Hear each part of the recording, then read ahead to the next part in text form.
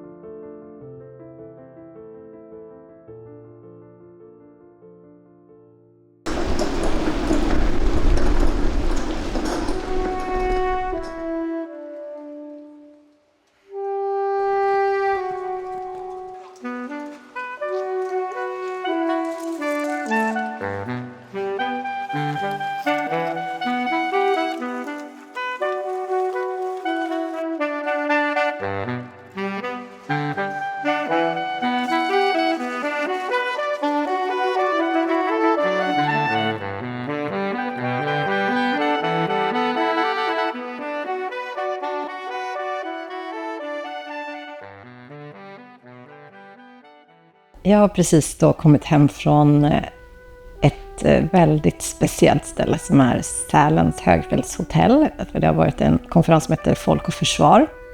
Och där samlas de mest intresserade av försvars- och säkerhetspolitik under 3-4 dagar. Och min roll är att ställa kritiska frågor till de här högdjuren, till politiker som gör så många utspel om att det är så osäkert i Sverige, vi ska rusta för krig, och i år så sa Kristersson att vi inte är i fred längre. Men så att det blir det här dramatiska nästan varje år i januari när det är den här konferensen. Och så som en händelse så ska vi sedan satsa massa miljarder till på försvaret.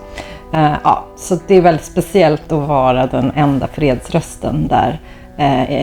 Det finns några till från civilsamhället, så jag är inte helt själv, men vi är väldigt, väldigt få som tänker kritiskt runt de här frågorna. För det här handlar ju om hur vi ska se på den militaristiska logik som präglar samhället. Är det vi vill leva i, eller vill vi också ha andra röster? Och alltså röster mot våld och militarism får ju svårare. Och jag tycker det är en väldigt allvarlig utveckling i ett samhälle som har haft så mycket diskussioner om fred och neutralitet och alliansfrihet som i stort sett är borta. Jag är jättestolt ordförande för Sveriges största fredsrörelse. Vi har funnits i, hör och häpna, över 140 år. Alltså innan 1900-talet, 1882, så startade en grupp riksdagsledamöter, Svenska Freds. Och det var bara män på den tiden, för kvinnor hade inte fått rösträtt.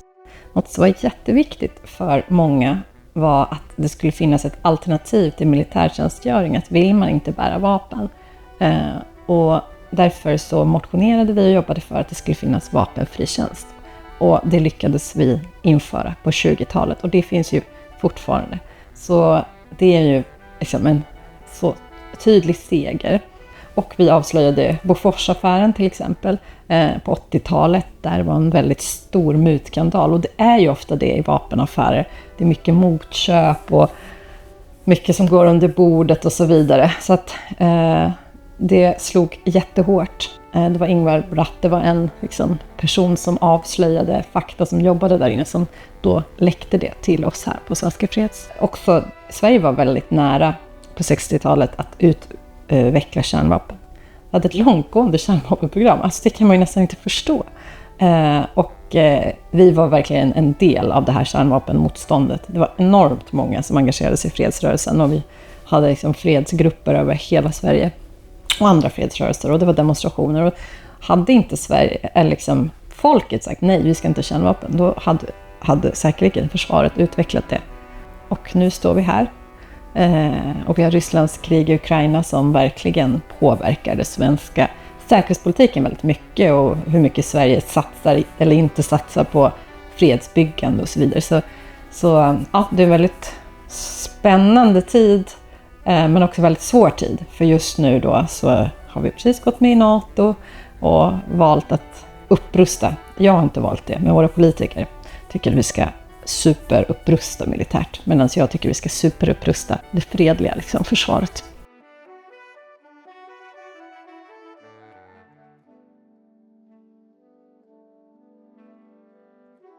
Anledningen till att vi menar att verka för fred också ligger i Sveriges egen intresse.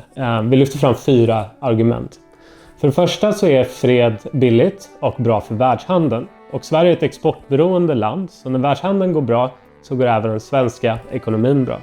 Men väpnade konflikter hotar på många sätt världshandeln. För det andra så är konflikter ett problem för att lösa klimatförändringarna. Väpnade konflikter kan till exempel leda till avskogning, skogar som ofta är viktiga för att begränsa koldioxidspridningen i världen. För det tredje så är konflikter ökar risken för att dödliga sjukdomar sprids.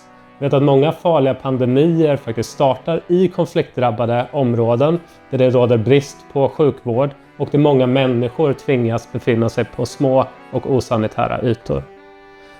Och för det fjärde så bidrar en fredligare värld också till att det finns mindre risk för att konflikter sprider sig till Sveriges närområde. Vi vet att konflikter ofta påverkar länder runt omkring dem genom att det sprids vapen, det sprids människor som har erfarenhet av att slåss och det påverkar också länders säkerhet, länder som vi kanske befinner oss i allians med.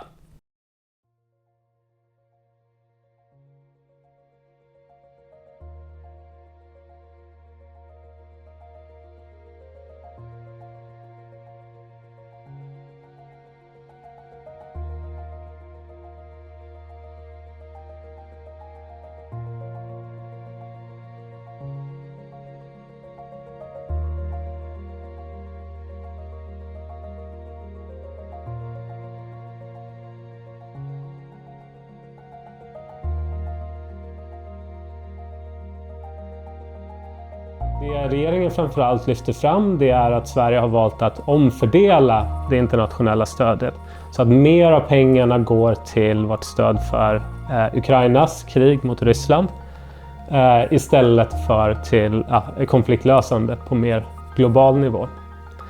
Och jag håller med regeringen om att det kan vara fredsbyggande att stödja Ukrainas rätt till att försvara sig och Ukrainas rätt till självständighet.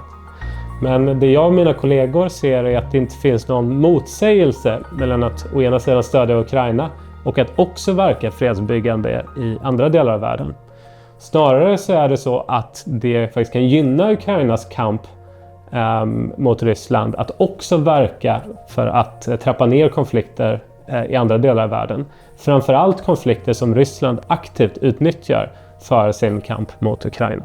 Sverige hade precis ansökt om att gå med i NATO när det här sker. Alltså man ligger i NATO-process, man vet inte hur det ska gå.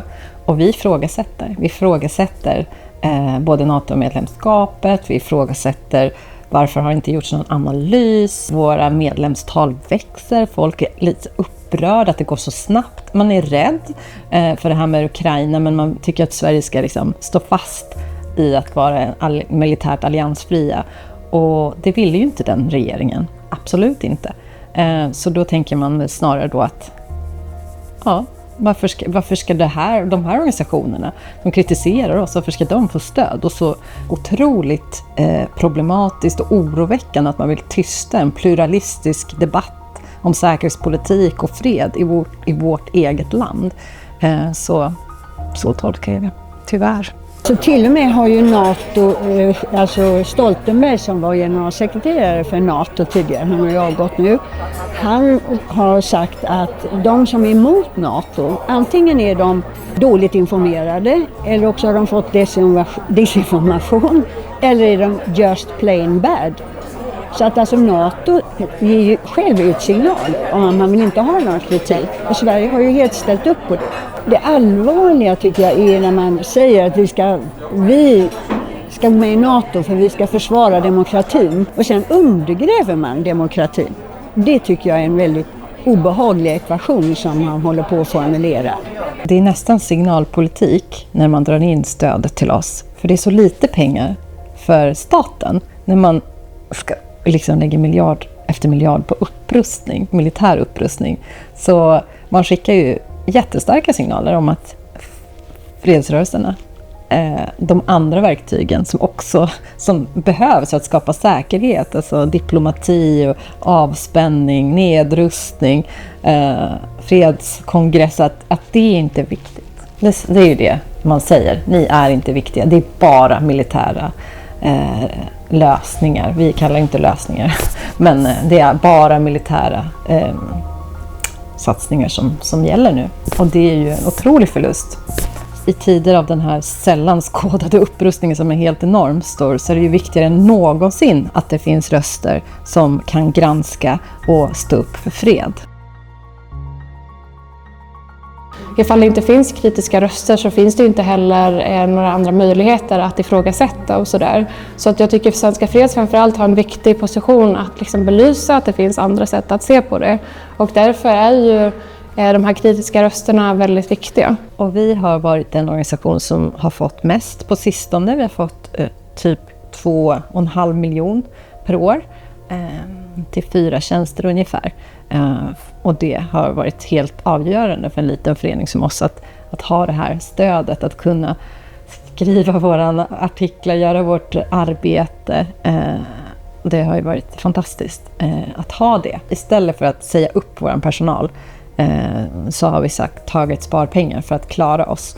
Och sen har vi också berättat mer för våra medlemmar. Vi har höjt medlemsavgiften och också berättat att vi behöver verkligen ert stöd. Mer konkret vad som händer med de här organisationerna. De måste avskeda folk. Jag menar, det är ju en sån konkret sak. De har svårt att åka på konferenser eller till FN och liksom följa med i hur debatter ser ut globalt. Det slår väldigt hårt, speciellt mot de mindre fredsorganisationerna. Det finns ju fler än oss. De försvinner nu. Så från att ha varit en sån fantastisk styrka och så många organisationer som jobbar utomlands och har jättemycket bra kontakter och liksom kanske är med och förebygger liksom krig, så kanske det till och med bidrar till en liksom värld med mer krig. Men det är ju en mycket större fråga överhuvudtaget hur man ska se på krig och fred globalt. Och där är ju inte Sverige med längre i den diskussionen. Vi har ju valt att vi ska ha ett starkt militariserat försvar. Så att man kan säga att Sverige har ju valt sida i den här diskussionen om krig och fred. Vad som är det farliga här när man gör så här, tar ifrån dem en röst, eller i alla fall tystar dem i vissa avseenden, så är det ju en demokratifråga. Så hur ska demokratin se ut om vi inte får ha olika uppfattningar om NATO och militarisering och våld och sexualiserat våld? Så det är ju det öppna samhället som tar stryk här. Jag tror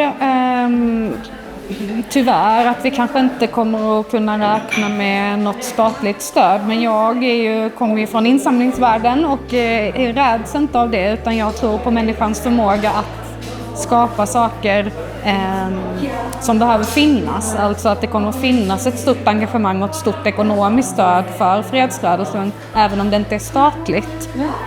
Och det ser vi också. Vi ser en enorm medlemstillströmning, vi ser ett otroligt ekonomiskt också engagemang i frågorna. Vi har ju växt med våra medlemstal har ju tripplats nu på 2 år. Vi var ungefär 5 000 innan Rysslands invasionskrig och nu är vi över 17 000. Så att engagemanget är ju enormt. Och med det också kommer in fler medlemsavgifter. Så vi tystas inte, vi kommer fortsätta. Men det är såklart många krafter idag som är läskiga och oroväckande i att man ofta tystar perspektiv eller jobbar med strukturer som kanske inte gynnar demokrati eller mänskliga rättigheter. Samtidigt som jag tror att det också föder engagemang på något sätt. Även om det förutsätter viss kunskap om det, så tror jag att så fort man är medveten om de orättvisor som sker så finns det alltid personer som kommer engagera sig och kämpa för att göra världen till en bättre plats. Det är ju bara att hoppas att människor blir mer medvetna om vad som är på gång och att man måste jobba mer, och att det gäller ju också kulturen, naturen, alla civila organisationer måste liksom ta ordentliga tag igen när vi har en regering som drar emot allting som skulle betyda överlevnad för oss som samhälle. Det är ofta lätt att säga att demokrati och fredskämpar är viktiga i andra länder, men här i Sverige är vi tydligen inte särskilt viktiga. Men naturligtvis är vi ju det, och vi kommer inte låta oss tystas för att man drar undan stödet för oss.